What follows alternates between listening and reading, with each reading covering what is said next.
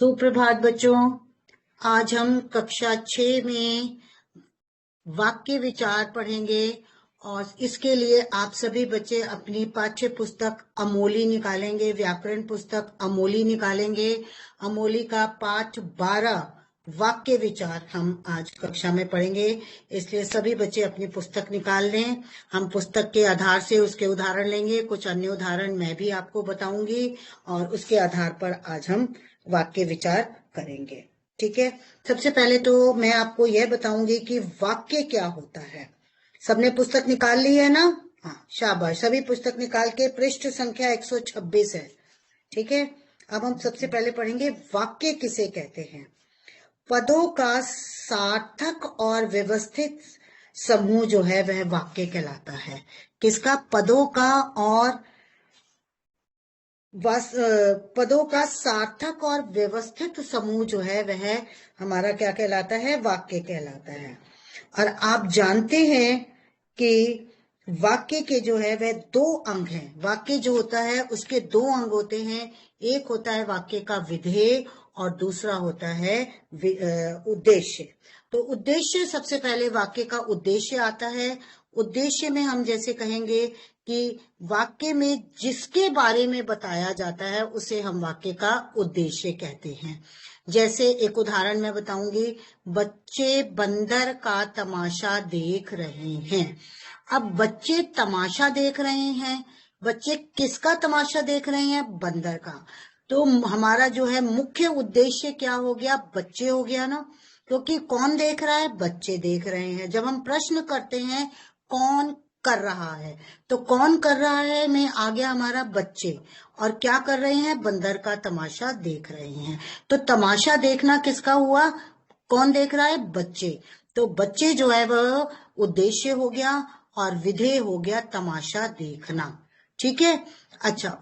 जिस उद्देश्य के बारे में कहा जाता है उसे विधेय कहलाता है। जिस उद्देश्य के बारे में, हमारा उद्देश्य क्या था? बच्चा था। और किसके बारे में कहा जा रहा है? बंदर के बारे में कहा जा रहा है कि वह तमाशा देख रहा है। तो इससे क्या हो जाएगा कि हमारा उद्देश्य बच्चे हो गए और विधेय हमारा बंदर तमाशा देख रहे हैं। अब देखिए अगला उदाहरण देखेंगे। मेघा पौधों को पानी दे रही है। अब इसमें पौधों को पानी देना का उद्देश्य क्या है? कौन है? मेघा। तो मेघा तो हमारा उद्देश्य हो जाएगा और पौधों को पानी देना जो है वह हमारा विधेय हो जाएगा। मतलब उस हमारे उद्देश्य को किसने पूर्ण किया है? किसने पूर्ण किया है? पौधों को पानी देना। ठीक है, अब अगर दूसरा वाक्य हम करेंगे, यह निबंध मेघा ने ही लिखा है। अब मेघा ने जो निबंध लिखा है वो क्या निबंध लिखा है? मेघा ने क्या लिखा है? निबंध लिखा है। तो मेघा के लिखने का उद्देश्य क्या था? निबंध था। तो इसमें क्या हो जाएगा? यह निबंध हमारा उद्देश्य हो जाएगा और मेघा ने ही लिखा है, यह हमारा विधेय हो जाएगा।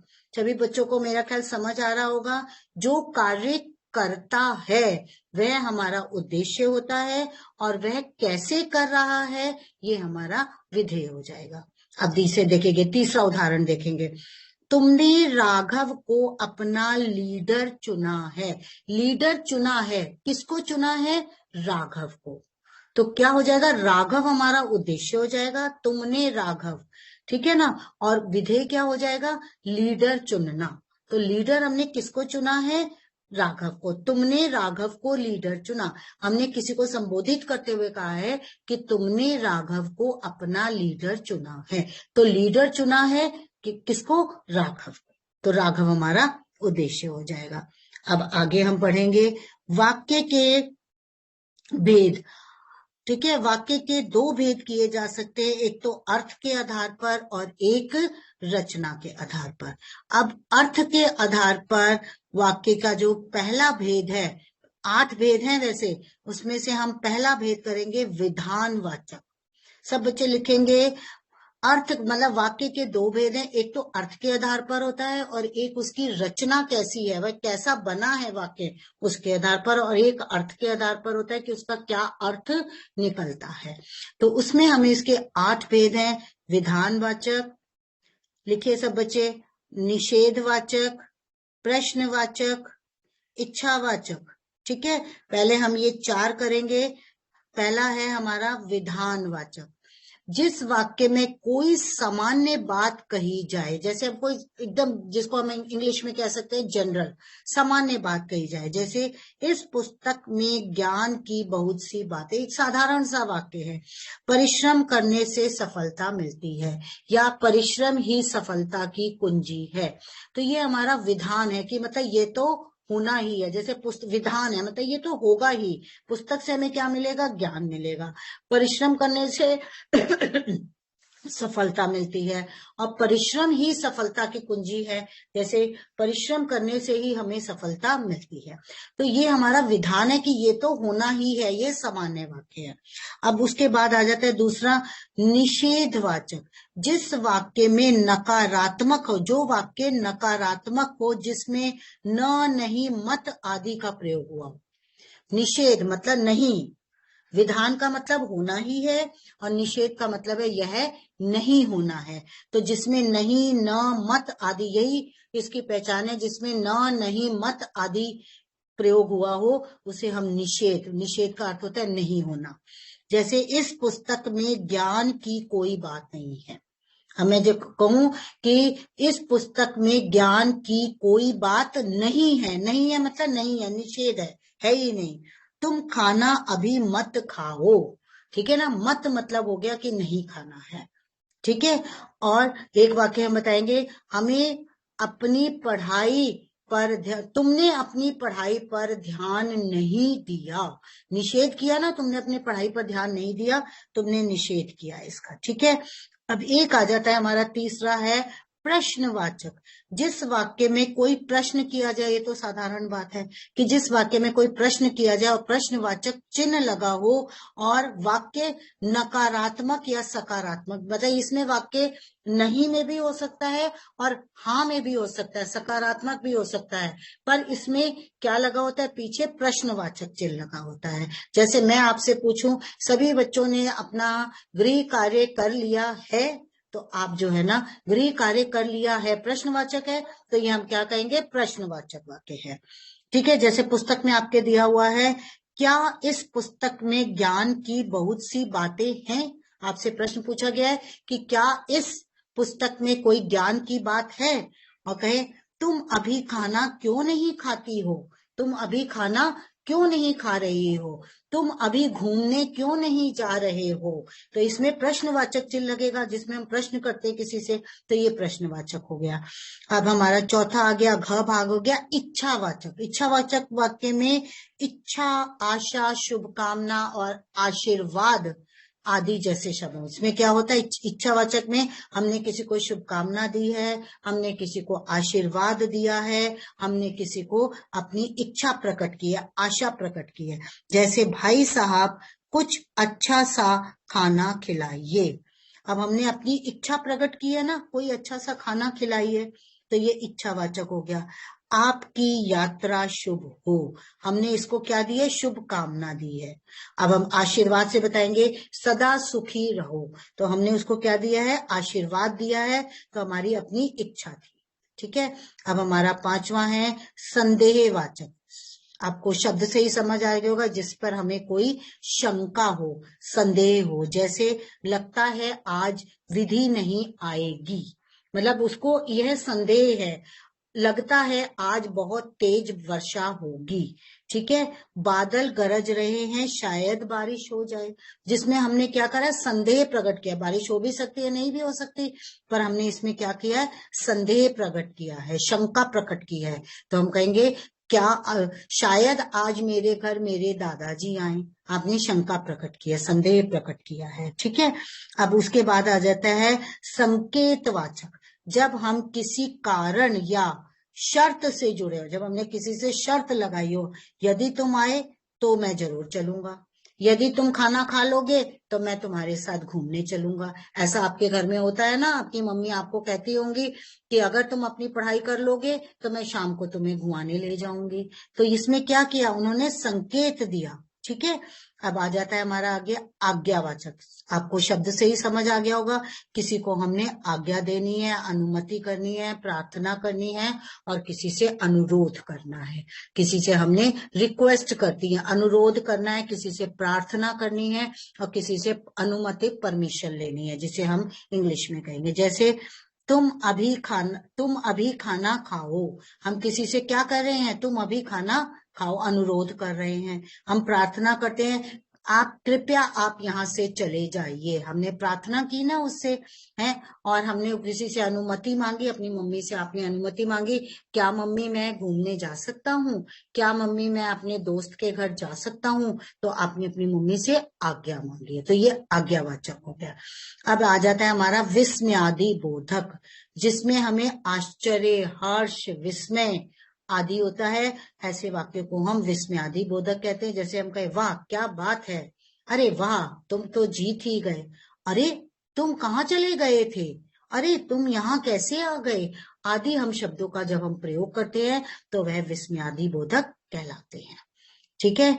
ये तो हमारा किसके आधार पर हो गया, ये हमारा अर्थ के आधार पर हो गया। वाक्य के दो भेद थे, एक अर्थ के आधार पर होता है और एक रचना के आधार पर। तो अर्थ के आधार पर हमने 8 है हमारे वाक्य, जिसमें है विधानवाचक, लिख लीजिए सब, निषेधवाचक, प्रश्नवाचक, इच्छावाचक,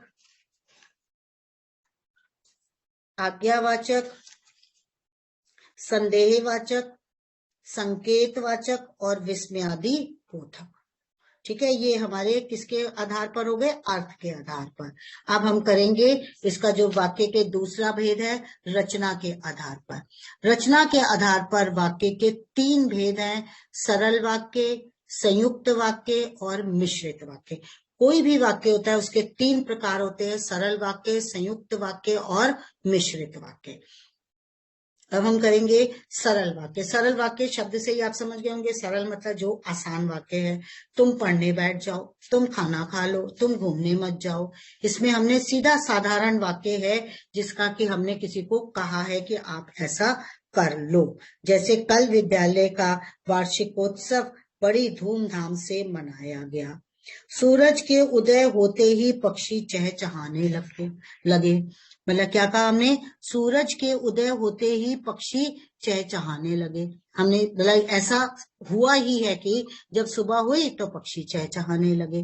माता जी के आने पर हम घूमने चलेंगे, मतलब माता जी आएंगी तो हम घूमने चलेंगे। साधारण वाक्य है, एकदम सरल वाक्य है।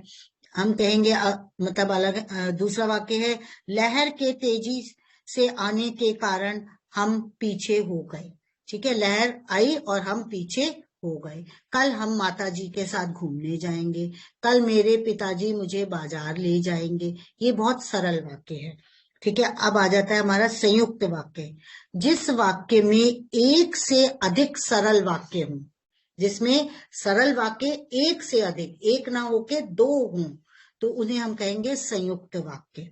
ठीक है ना, जुड़े होते हैं संयुक्त वाक्य। जैसे उदाहरण के लिए आप देखेंगे कि कल विद्यालय का वार्षिकोत्सव था, इसे बड़ी धूमधाम से मनाया गया। कल विद्यालय का वार्षिकोत्सव था और इसे बड़ी धूमधाम से मनाया गया, क्योंकि इसमें हमने और योजक प्रयोग किया है। तो जब हम और लगा देते, क्या था पहला वाक्य, क्या था, कल विद्यालय का वार्षिकोत्सव था।